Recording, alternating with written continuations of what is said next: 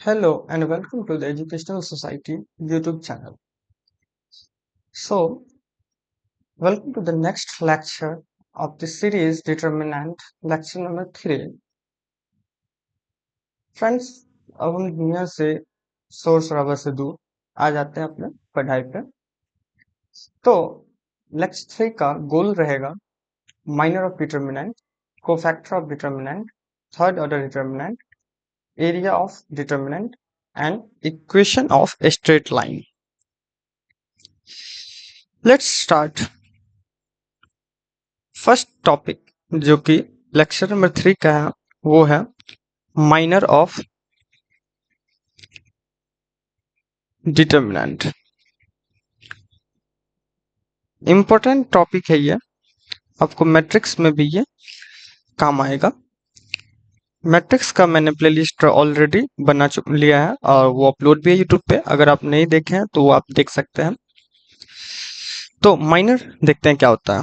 Minor basically अगर हम determinant consider करें यहाँ पे एक, जो कि delta is equal to a determinant that is A11, A12, A13, A21, A22, A23, A31, A32, A33. Okay, so this is a determinant. Now इसका हम माइनर कैसे लेंगे? तो माइनर को डिनोट करते हैं M11 से।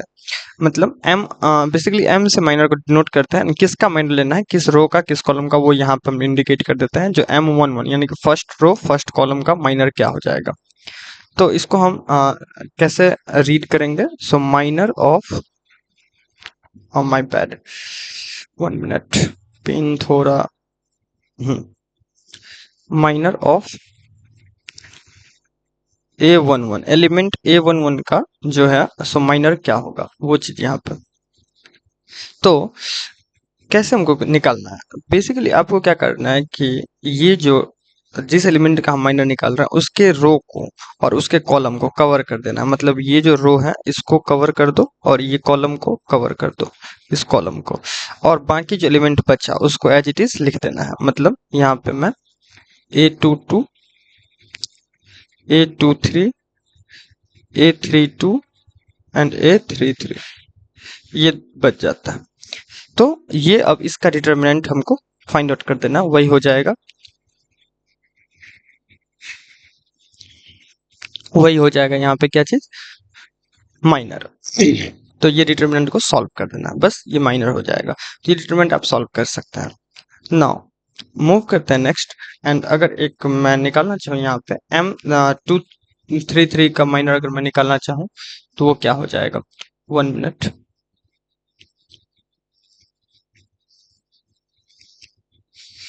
ओके, सो M33 का अगर मैं निकालना चाहूँ तो क्या हो जाएगा? यानी कि माइनर ऑफ A33 निकालेंगे। माइनर ऑफ A33 ये क्या हो जाएगा? तो ये जो एलिमेंट मेरा थर्ड रो थर्ड कॉलम का एलिमेंट इसको कवर कर देना और इसके रो को और इसके कॉलम को, बाकी जो बचेगा उसको मैं लिख दूंगा। यानी कि A11, A11, A12, A21 and A22। जिस एलिमेंट का निकालना है उसके रो और उसके कॉलम को कवर कर देना है और बाकी जो एलिमेंट बचेगा उसको एज इट इज लिख देना है, उसका डिटर्मिनेंट सॉल्व कर देना है। तो सेम डिटर्मिनेंट सॉल्व करेंगे, A11 into A22 minus A21 into A12। Okay, तो ये हो जाएगा माइनर। नाउ कोफैक्टर अब देखते हैं। सो नेक्स्ट टॉपिक आता है अपना कोफैक्टर का। तो माइनर कोफैक्टर का एक एग्जांपल पे मैं क्वेश्चन सॉल्व करा दूंगा। देखते हैं अब कोफैक्टर। नेक्स्ट टॉपिक जो अपना है वो, so second topic today lecture का कोफैक्टर। थोड़ा मेरा सा गला थ्रोट हल्का सा पेन है तो आवाज थोड़ा सा क्लियर नहीं होगा may be. Cofactor of a determinant. Okay, so cofactor का अगर बात करें उसको हम डिनोट करते हैं सी आई जे, मतलब ith row and jth column का कोफैक्टर फाइंड कर रहे हैं। इसको इस AIJ से भी डिनोट करते हैं। यहाँ पर इसका जो वैल्यू होता है -1, आई प्लस जे पावर में and into m of i j, मतलब minor of ith and jth, ith row and jth column. Okay, सच है यहाँ पे अगर हम एक कंसिडर करें डिटर्मिनेंट जो कि delta is equal to a11 a12 a13 a21 a22 a23 a31 a32 a33, तो ये क्या हो जाएगा, -1 का पावर i प्लस जे। यहाँ पे अगर हम फाइंड करते हैं, दिखाते हैं आपको। सो a यानी कि cofactor of 2 1, second row and first column, यानी कि सेकेंड रो इसका अगर हम निकालते हैं फर्स्ट a21, तो ये क्या हो जाएगा, -1 का पावर i, यानी कि i का वैल्यू 2 प्लस j का वैल्यू 1, ये है i और ये है j, plus 1 into m of 2 1, minor of 2 1।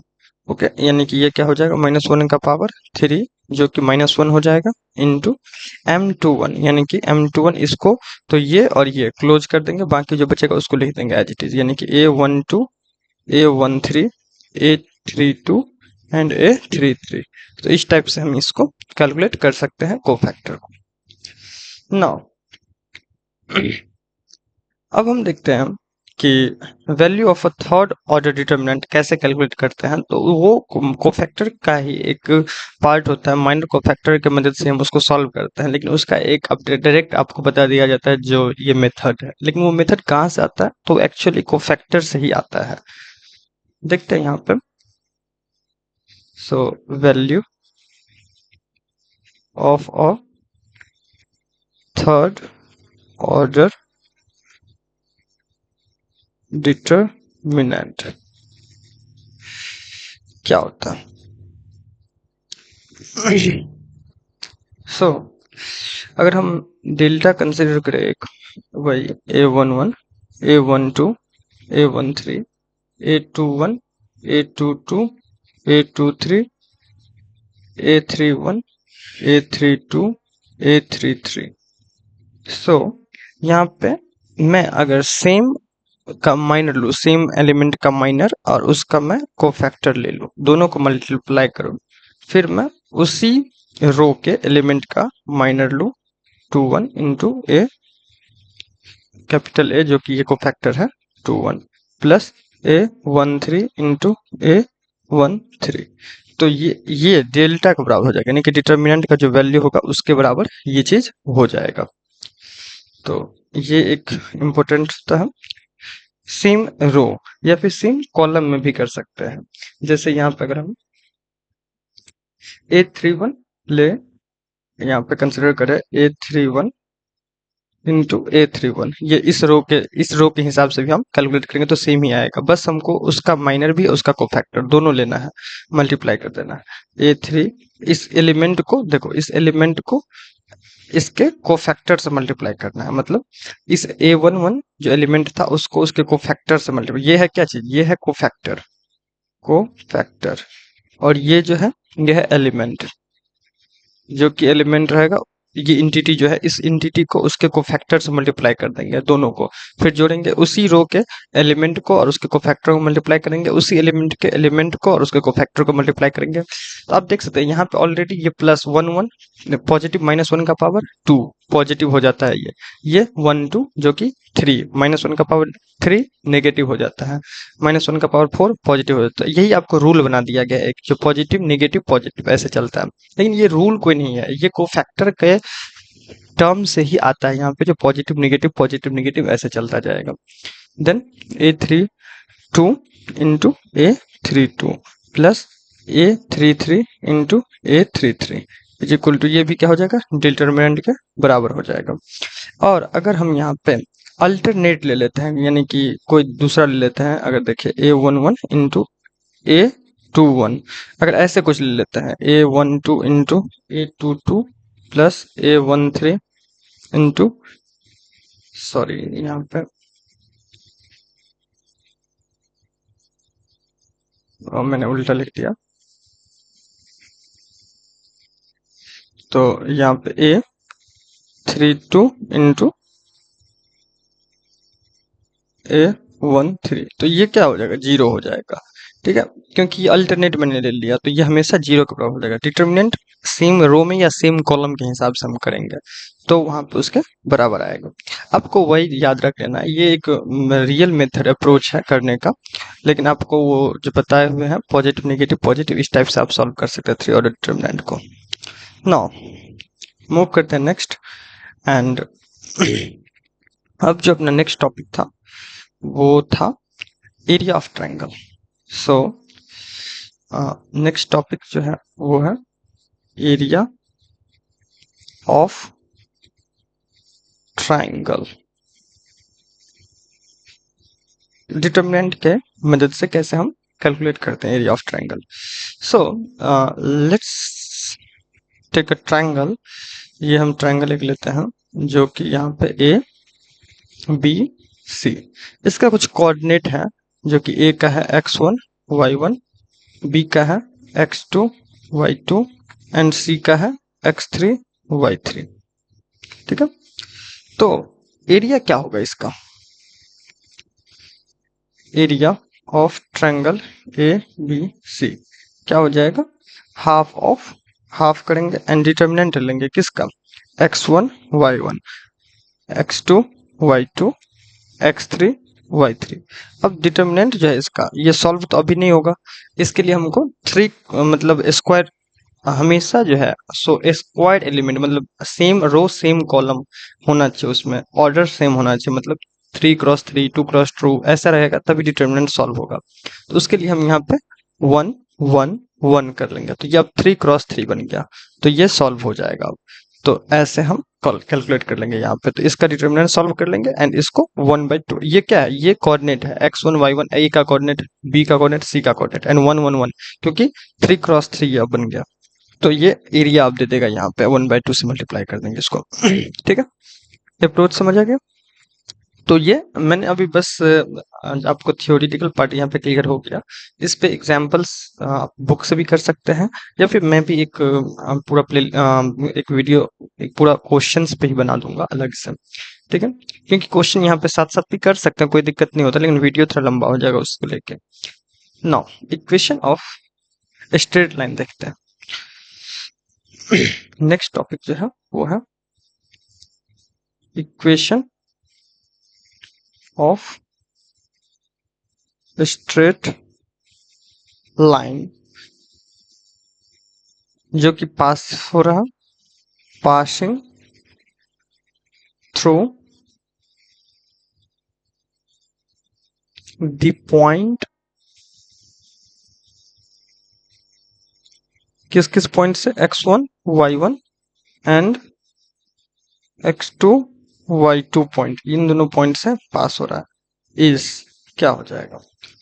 तो उसका इक्वेशन सिंपल है, वैसे जैसे मैंने एरिया के लिए किया था वैसे x1। देखिए इक्वेशन आप जो कंसिडर करते हैं, पहले मैं इसको थोड़ा एक्सप्लेन करता हूँ। एक ये 10th का ही टॉपिक था एक्चुअली, कि एक पॉइंट यहाँ पे हुआ, तो ये अगर point x1 comma y1 and x2 comma y2 से अगर पास होता है, ये a एंड ये b मान लेता है, इसका इक्वेशन कैसे कैलकुलेट, बीच में एक पॉइंट ले लेते हैं c जो कि x कॉमा y ले लेते थे, उसी टाइप से आपको 3 पॉइंट यहाँ पे आ गया। अब तो सेम यहाँ पे क्या करना है कि डिटर्मिनेंट लेना है x y, x1 y1 x2 y2, done. And यहाँ पे 3x3 बनाना है तो 1 1 1 कर देंगे, इसको 0 के इक्वल रख देंगे, तो ये दे देगा। आप इसको सॉल्व करने पे ये क्या दे देगा, एक इक्वेशन दे देगा, वही इक्वेशन होगा ये स्ट्रेट लाइन जो कि पास हो रहा है x1 y1 से एंड x2 y2 से। ठीक है, तो आज के लेक्चर्स में इतना तक रखते हैं। लेक्चर 3 का गोल इतना तक था तो कंप्लीट हुआ। नेक्स्ट जो रहेगा लेक्चर उसमें प्रॉपर्टीज ऑफ डिटर्मिनेंट करेंगे, सिस्टम ऑफ लीनियर इक्वेशन, वो सब चीज देखेंगे आगे। So thank you so much. And अगर ये वीडियो आपको पसंद आए तो लाइक करें, शेयर करें एंड अपने क्लासमेट्स को भी शेयर किए, सब्सक्राइब करें। Thank you so much, happy learning.